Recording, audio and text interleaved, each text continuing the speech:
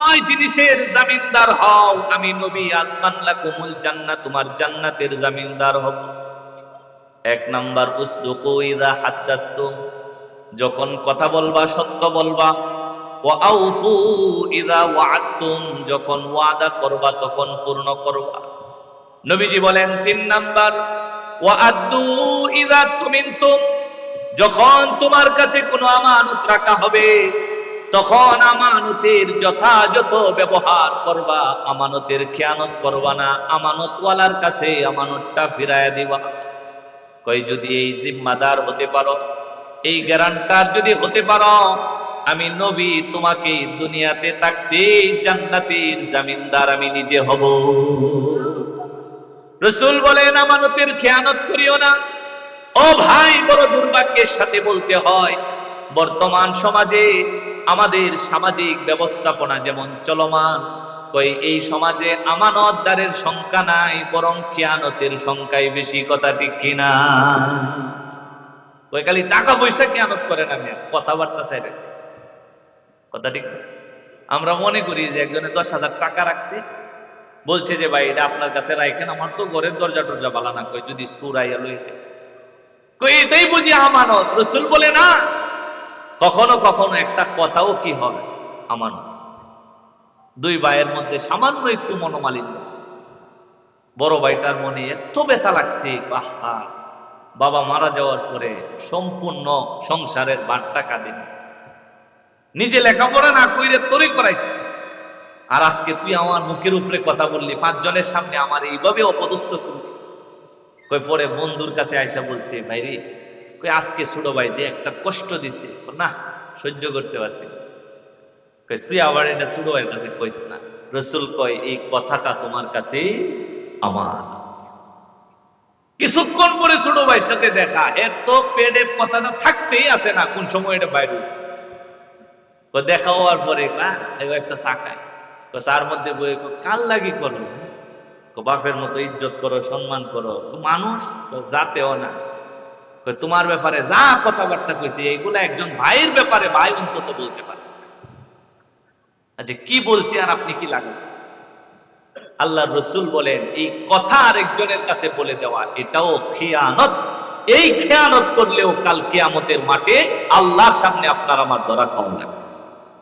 বিশেষ করে এই খেয়ানতি আমার আম্মা জানদের মধ্যে আরো বেশি আছে। তো এরা সবসময় এই ধান্দায় থাকে, সবাই না, কেউ কেউ, যে কোন সময় এই ঘরের কথাটারে নিয়ে এই ঘরের মধ্যে ছাড়ি, হয়তো অনেক দুই ঘরের মধ্যে একটা দ্বন্দ্ব লাগবো আর মাঝখানে বইয়া তামসা দেব, এটা খুব আনন্দ পায়। আল্লাহ রসুল বলেন এই সমস্ত কারণেই মহিলারা বেশিরভাগ জাহান্নামে যাবে। মা বোনরা যদি এই স্বভাব থেকে বাঁচতে পারে তবেই তাদের জন্য আল্লাহর জান্নাত প্রস্তুত আছে। কথা বলুন দেখি। আল্লাহর রসুল বলেন ওয়াদু ইযা তুমিনতুম, উবাদা বিন সামিত যখন আমানত রাখা হবে আমানতের খেয়ানত করবা না, ফিরায়া দিবা। আবারও হিজরতের ঘটনা, রসুল যখন চলে গেলেন, আল্লাহর রসুলকে হত্যা করার জন্য মক্কার কাফেররা মরিয়া হয়ে গিয়েছিল। কিন্তু বিপরীত কথা হলো মক্কার মানুষের সবচেয়ে দামি দামি সম্পদগুলো তারা মুহাম্মদুর রাসূলুল্লাহর কাছেই নিরাপদ মনে করত। এই কারণে নবীরে হত্যা করার জন্য ঘুরে, অথচ স্বর্ণ অলংকার গুলো নবীর ঘরের মধ্যে আমানত হিসেবে রাখা। রাসূল চলে গেলেন আবু বকরকে নিয়ে। আমি আপনি হইলে এক কণা স্বর্ণ কোন কাফেরের হাতে ফেরত দিতাম না, বলতাম এগুলা গনিমতের মাল পাইছি। কিন্তু আল্লাহর রসুল কত আমানতদার। রসুল আলীকে ডাক দিলেন, ও আলী, আমি তো চলে যাচ্ছি, মক্কার মানুষের আমানতগুলি আমার ঘরের মধ্যে গচ্ছিত আছে। আলী, আমি আবু বকরকে নিয়ে রওনা করছি। আমার এই বিছানার মধ্যে আমার গায়ের চাদর মুড়ি দিয়ে তুমি শুয়ে থাকো। সকাল বেলা যখন পুরা মক্কার মধ্যে রায় পড়ে যাবে মুহাম্মদ মক্কার মধ্যে নাই, মুহাম্মদ পলায়ন করেছে, তখন যেই সমস্ত মানুষেরা আমার ঘরে আমানত রাখছিল পেরেশান হয়ে দৌড়ে আসবে, না জানি দামি সম্পদ নিয়ে মুহাম্মদ বাগছে কিনা। কয় আলী রে, তুমি শুয়ে থাকো, সকালবেলা যখন মানুষের লাইন ধরবে প্রত্যেকের আমানতটা যথাযথভাবে তার হাতের মধ্যে পৌঁছায়া দিবা। সাবধান, এক কণা আমানতের যেন কোনো ধরনের খেয়ানত না ঘটে। হযরতে আলী বলেন, রাসূল চলে গেলেন, নবীর বিছানার মধ্যে নবীর চাদর মুড়ি দিয়ে শুয়ে রইলাম। সকালবেলা ঘুম থেকে উঠলাম, ফজরের পরে আমানত বিতরণ করা আরম্ভ করলাম। হযরতে আলী বলেন, এত পরিমাণ আমানত ছিল, কয় একদিন না, 2 দিন না, মক্কার কাফেরদের আমানতগুলি আমার বিলি করে দিতে নবীর চলে যাওয়ার পরে গোটা 3 দিন সময় লাগছিল। চিন্তা করছেন, একটা ট্রান্সপোর্ট বইরে পার্সেল আসে, হ্যাঁ, এরপরে এই পার্সেল বিলি হয়ে যায় 2-3 ঘন্টা, আর 3 দিন পর্যন্ত আমানত বিতরণ করা লাগছে। তাহলে চিন্তা করেন, রাসূলের ঘর মক্কার কাফেরদের আমানতের গোদাম ঘর ছিল। কথা বলুন ঠিক কিনা? আর আজকে আপনার কাছে 2 টাকার চকলেট দিলেও আমি নিশ্চয়তা, এটা দেওয়ার আগেই মুখে শুষে ফেলবেন, এটা দিলেই মুখে শুষে ফেলবেন নিশ্চয়তা। তো কেমন উম্মত হইলেন ভাই? এরকম নরবর উম্মত হইয়া রাসূলকে জান্নাতের গ্যারান্টার হিসেবে পাবো না? যদি পাইতে হয় তাহলে বলেন কয়টা জিনিসের নিশ্চয়তা দিতে হবে? 6টা। 1 নাম্বার, যখন কথা বলবো তখন কি বলবো? সত্য কথা, মিথ্যা বলতে যাব না ইনশাআল্লাহ। 2 নাম্বার, রাসূল বলছেন যখন কোনো ওয়াদা করব তখন কি করতে হবে? পূর্ণ করতে হবে। 3 নাম্বার, যদি আমার কাছে বিশ্বাস করে কেউ আমানত রাখে তাহলে আমানতটা যথাযথ ফিরায় দিতে হবে। কয়টা গেছে? 3টা, আর বাকি আছে 3টাই। 3টা 6 মিনিটে। আল্লাহর রাসূল বলেন, ও উবাদা বিন সামিত, গ্যারান্টি দাও 6টা জিনিসে। কথা বললে সত্য বলবো, ওয়াদা করলে ওয়াদা পূর্ণ করবা, আমানত রাখা হলে আমানত যথাযথ ফিরায়। এরপরে রাসূল বলেন, কথা দাও, ওয়াহফাজু ফুরুজাকুম, লজ্জাস্থানের হিফাজত করো। আল্লাহর দেওয়া লজ্জাস্থানের হিফাজত করো। এটা সমস্ত মানুষের জন্য, চাই পুরুষ হোক চাই মহিলা। বলেন, যে 3টা আগে বলছি এগুলার কি পুরুষ মহিলার ভেদাভেদ? কথা কি সবাই বলেন? ওয়াদা কি সবাই করে না? আমানত কি মহিলার কাছে কেউ রাখেন? তার মানে এগুলা সবার জন্য ওপেন, সবার জন্য সুযোগ আছে। লজ্জাস্থান পুরুষেরও আছে, মহিলারও আছে। রাসূল বললেন, কথা দাও, ওয়াহফাজু ফুরুজাকুম, লজ্জাস্থানের হিফাজত করবা। আজাগাই কুজাগাই লজ্জাস্থান ব্যবহার করবা না, হারাম পাত্রে ব্যবহার করবা না, হালাল জায়গায় ব্যবহার যদি করতে পারো আর হেফাজতের নিশ্চয়তা যদি দিতে পারো, আমি রাসূল তোমার জান্নাতের নিশ্চয়তা দিয়ে দিলাম। চিন্তা করেন কত বড় সুসংবাদ। রাসূল বলেন 5 নাম্বার, ওয়াগুদ্দু আবসারাকুম, এই চেহারার মধ্যে দেখার জন্য আল্লাহ রাব্বুল আলামিন 2টা দামি দামি লেন্স লাগায়া চোখ বানাইছে। এমন চোখ বানাইছে, কয় 1 লক্ষ কালার যদি এক জায়গায় জমা হয়, আমার দিকে ফিরে, 1 লক্ষ কালার যদি এক জায়গায় জমা হয়, এরপরেও প্রত্যেকটা কালারকে আলাদা করার ক্ষমতা আল্লাহ রাব্বুল আলামিন এই 2 চোখের ভিতরে ঢুকায়া দিছে।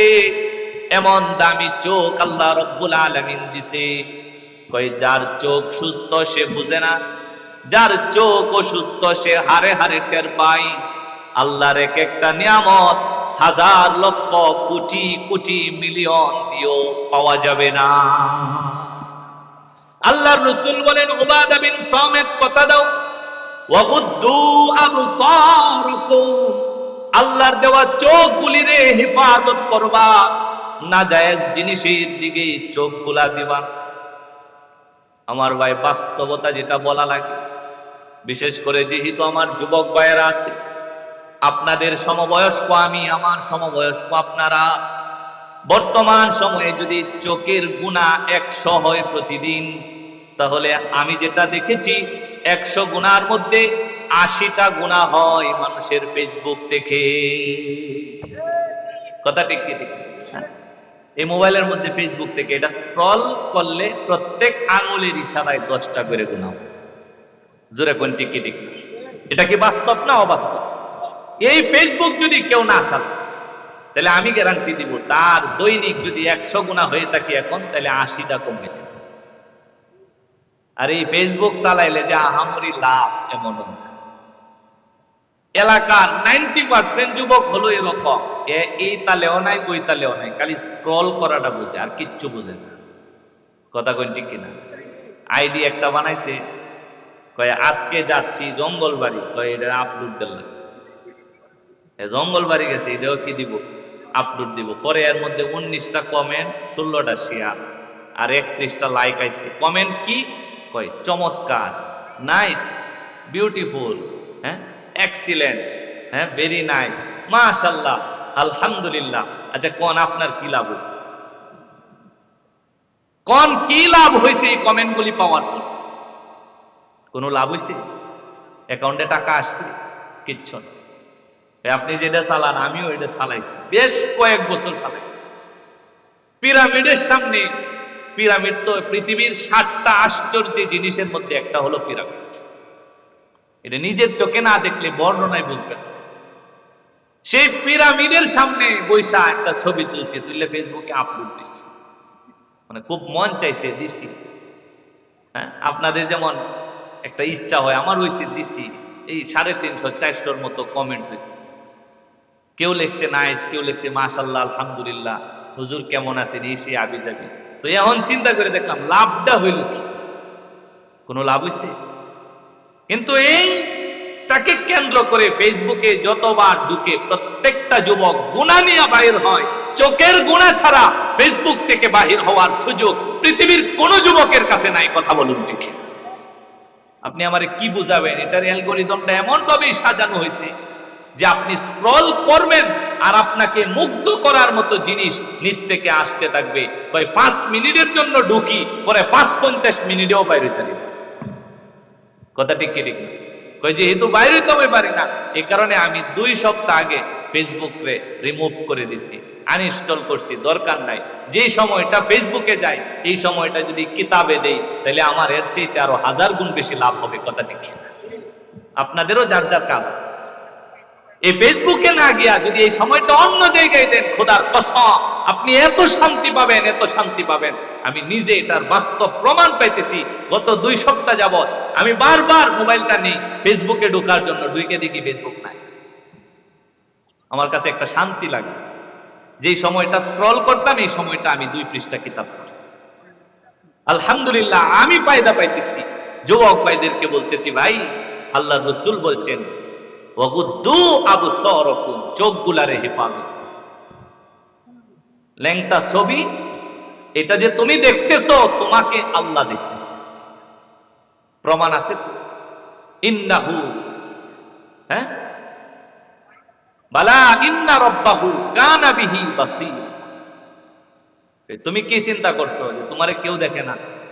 আল্লাহ কই যেদিন বাবার পিঠ থেকে 1 ফোঁটা বীর্যের ভিতরে করে মায়ের রেহেমে গেছিলা, সেদিন থেকে আমি আল্লাহ তোমারে নজর দিয়ে রাখতেছি। যেদিন 1 ফোঁটা বীর্যের ভিতরে তোমার অবস্থান ছিল, নাপাক 1 ফোঁটার ভিতরে যেদিন তুমি ছিলা, সেদিন থেকে আমি আল্লাহ তোমারে দেখতেছি। ওই কোন দিন পর্যন্ত দেখবো? যেদিন 4 জনে কাঁধে করে নিয়ে আইসা 3.5 হাত মাটিতে শোয়া দিব, ওই দিন পর্যন্ত 1 সেকেন্ড সময়ের জন্য বান্দা তুই আমার দৃষ্টির বাহিরে যাইতে পারবি। বালা ইন্না রাব্বাহু কানা বিহি বাসীর। আল্লাহ আপনারে দেখে, আমারে দেখে। আমার আপনার মতো এমন না যে আল্লাহ 2টা চোখ আছে। আল্লাহ সব দেখে, যেটা গোপন সেটাও দেখে, যেটা বাহ্যিক সেটাও দেখে, যেটা আলোতে সেটাও দেখেন, যেটা অন্ধকারে সেটাও দেখেন। আল্লাহ সব দেখেন, যেটা আমার মুখে সেটাও দেখেন, যেটা আমার অন্তরে সেটাও দেখেন। কথা বলুন ঠিক ঠিক? তো আল্লাহর রাসূল বলতেছেন উবাদা বিন সামিত, নিশ্চয়তা দাও, ওয়াগুদ্দু আবসারাকুম, চোখগুলারে হেফাজত করবা, আমি তোমারে জান্নাতের নিশ্চয়তা দেব। 6 নম্বরে আল্লাহর রাসূল বলেন ওয়াকুফু আইদিয়াকুম, ও উবাদা বিন সামিত কথা দাও, আল্লাহ তাআলা যে 2টা হাত দিছে, এই 2টা হাতের সংযত রাখবা। কই পান থেকে চুন পড়ছে, পেশির মধ্যে শক্তি আছে, অমনি মুরব্বির গালের মধ্যে তাপ্পর একটা লাগায়া দিছো, কই জুলুম। আল্লাহর রাসূল বলেন কাল কিয়ামতের মাঠে তুমি মুরব্বি হবে, আল্লাহ রব্বুল আলামিন তোমার উপর কড়াই গন্ডাই হিসাব নিবে। কই পেশির মধ্যে শক্তি আছে, বংশের পাওয়ার আছে, লাঠি বেশি আছে, অমনিতে একজন নিরুপায় মানুষের উপর তুমি দল বল নিয়ে আক্রমণ করে বসলা। রাসূল বলেন এটা ভাইবো না যে তোমার হিসাব হবে না।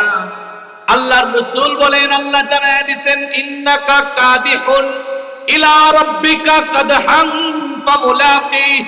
দুনিয়াতে যা করতেছো এইভাবেই করতে করতে একদিন আল্লাহর কাছে পৌঁছে যাইবা।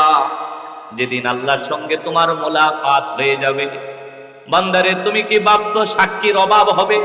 কই না, আল ইয়াউমা নাখতিমু আলা আফওয়াহিহিম ওয়া তুকাল্লিমুনা আইদিহিম। কই সেদিন তোর মুখের কথা বলার প্রয়োজন পড়বে না, তোর হাতগুলিরে আমি আল্লাহ জবান দিয়ে দিব। আমার আপনার হাতগুলি মহান আল্লাহর সামনে কথা বলা শুরু করবে।